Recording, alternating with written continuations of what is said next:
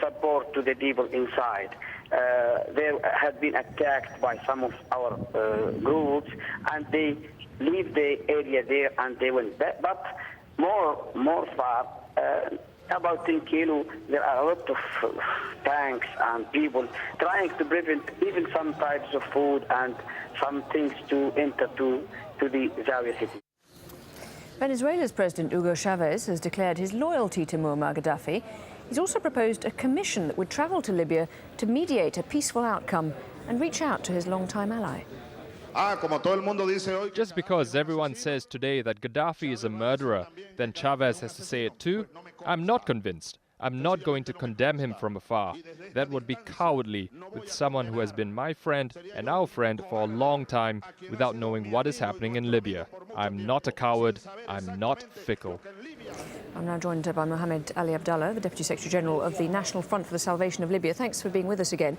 Just on that Hugo Chavez business, I mean, he's sort of the one person who seems to be standing up for him. Is that going to be enough to get to have Gaddafi survive?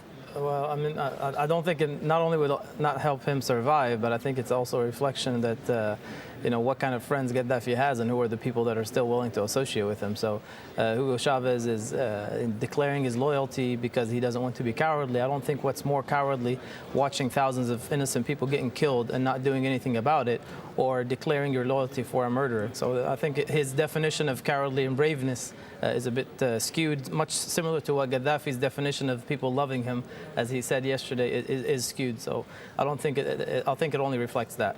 What do you make of the reports on the ground that in some areas there are sort of paramilitaries loyal to Gaddafi trying to kind of retake certain towns? Reports from Nalut, for instance. Yeah, I think we will continue to see these kind of skirmishes and tactical maneuvering by some of Gaddafi's forces for a couple of reasons. One is that Gaddafi himself is trying to take out his revenge on some of the towns and trying to control some of the strategic points, such as the point of entries into the country. And the second thing is the troops themselves are fighting for their own lives. People who have sort of declared their loyalty to him and have been associated so closely to them, they are fighting for their own survival. They know the regime is about to fall, so they're trying to maneuver in a way that will secure their ability to be able to flee and get away with the murders and the crimes that they've committed. And is it, I mean, obviously hard to tell at this stage, but have you any idea what sort of scale of forces Gaddafi has at his disposal?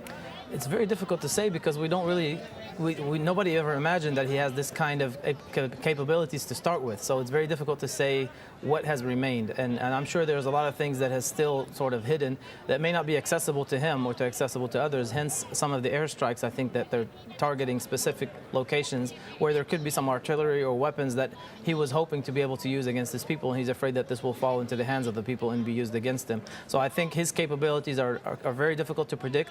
But what we can sort of assume is that it's become very narrow and confined to a specific area within Tripoli.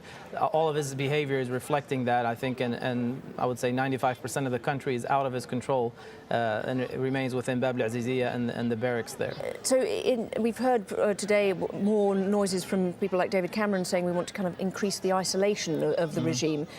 I mean, do you think that in the end they will set up a no-fly zone? Do you think that will be done, or do you think the appetite isn't quite there? I think the stalemate, having seen the stalemate for the last few days, I think will drive the international community to take some further actions, which one of them hopefully will be the no-fly zone. I think this really cripples the Gaddafi even further.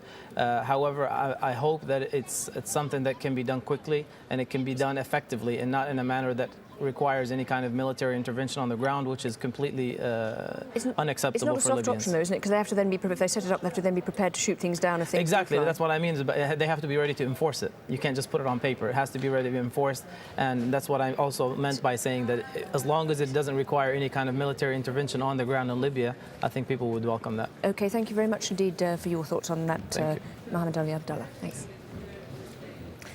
Well, Gaddafi's regime may be trying to show that it still has authority in the east by sending aid to Benghazi. A convoy of trucks left Tripoli on Tuesday with 18 vehicles loaded with food and medical supplies.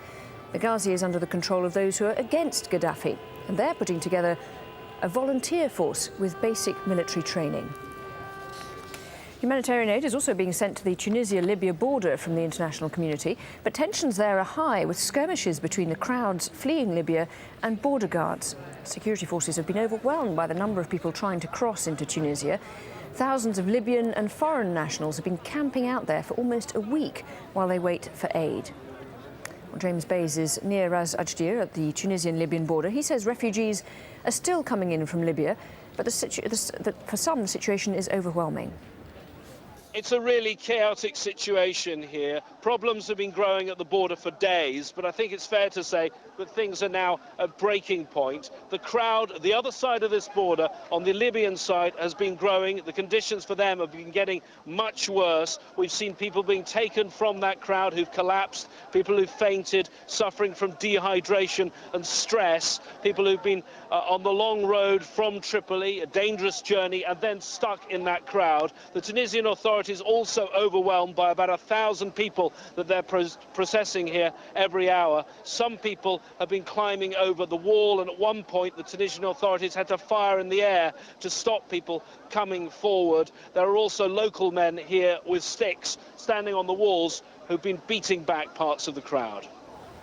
One of the main opposition parties in Tunisia has been given legal permission to participate in politics after being banned for years. The Islamist El Nahda party, which means Renaissance, is led by Rachid Ghannouchi. He returned from exile in London in January after President Zine El Abidine Ben Ali was ousted. And Tunisia's official news agency is reporting that Regional Development Minister Ahmed Najib Chebi has resigned from the interim government. He's the founder of the opposition Democratic Progressive Party.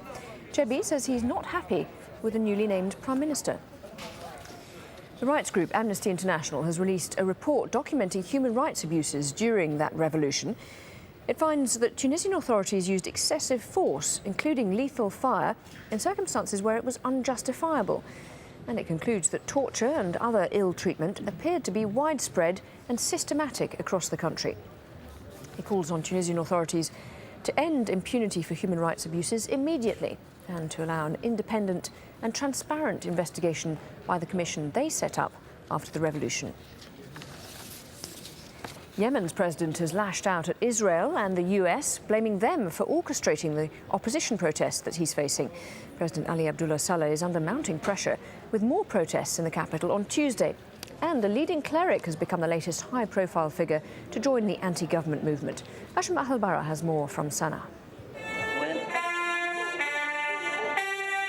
President Saleh offering a new explanation to the pro-reform movement sweeping the Arab world. A conspiracy, he says, led by the Israelis and the Americans to undermine the Muslim world.